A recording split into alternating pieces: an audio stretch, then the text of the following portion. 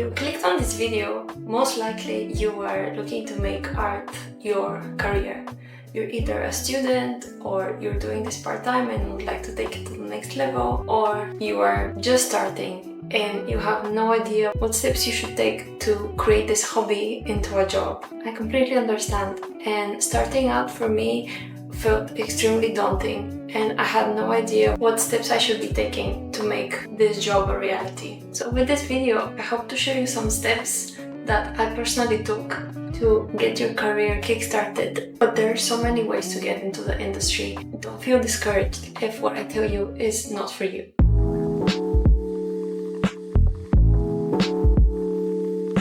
What do you like making? And this is the first thing that you should write down and figure out before doing anything else.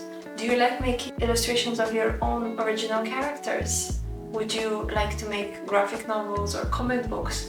Do you like creating for yourself, or do you like illustrating someone else's work?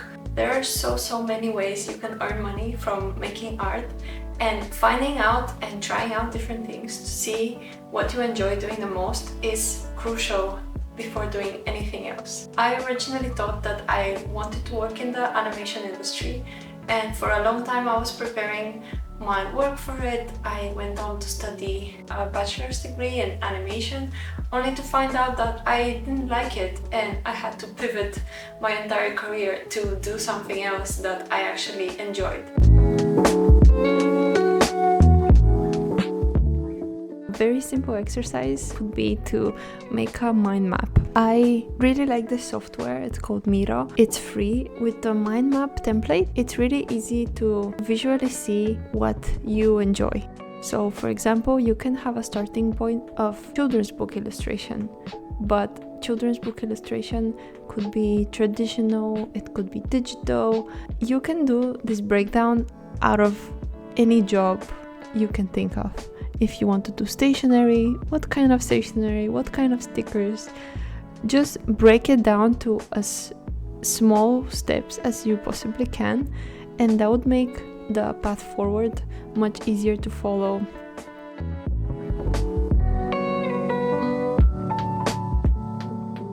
You don't have to post on social media. This was extremely freeing for me, and if you are like me, then you probably felt a lot of pressure that you should be very active on social media to be successful.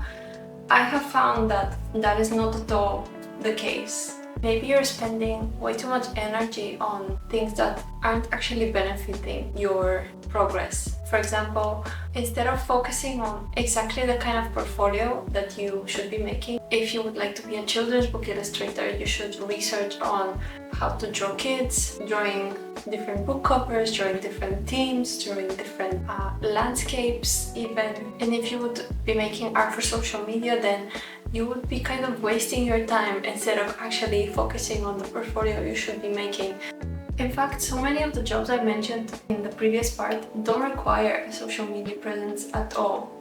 It's always a plus for your art to be easily accessible online, but it's definitely not a requirement. If you are proactive enough, you could easily find clients without having to rely on Instagram or any other social media platform.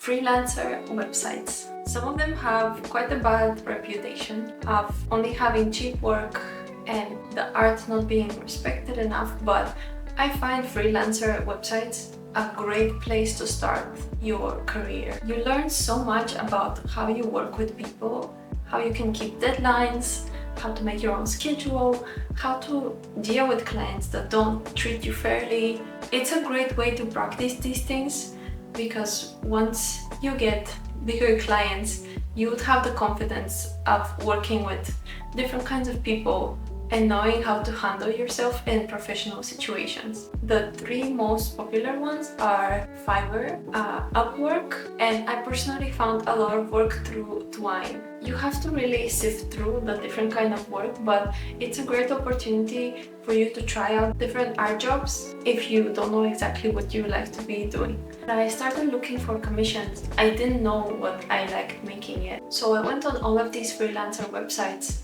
looking at what people were hiring for, to have a bit of a picture of what my job could look like. Initially, I thought I'd doing portrait commissions or stickers and postcards for convention because that is most of what I saw on social media. But through that, I found out that you could do so much more. You could create banners for social media websites of companies, you can make album covers, you can illustrate books. That is what I fell in love with, drawing children's books. And through those freelancer websites, I still have clients that I work with to this day, probably 3 years down the line. So give those a try. You never know what might come out of them. I also wanted to mention these extra resources if you're specifically looking to become a children's book illustrator like myself. A great place to sign up, even though it is paid, is childrensillustrators.com.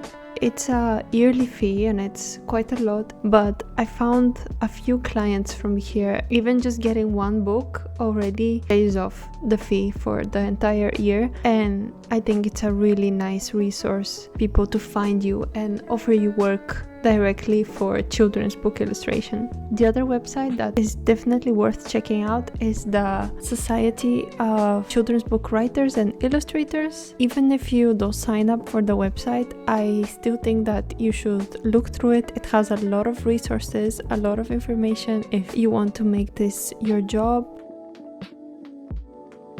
Thank you so much for watching all the way to the end. I hope you enjoyed. I hope you found the tips helpful or motivating. Consider subscribing.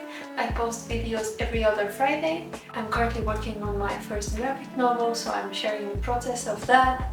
If I missed anything or you're curious about anything relating to freelancing or working as a children's book illustrator, please leave a comment below and I'm gonna answer it. Thank you so much for watching again, and I'll see you next time.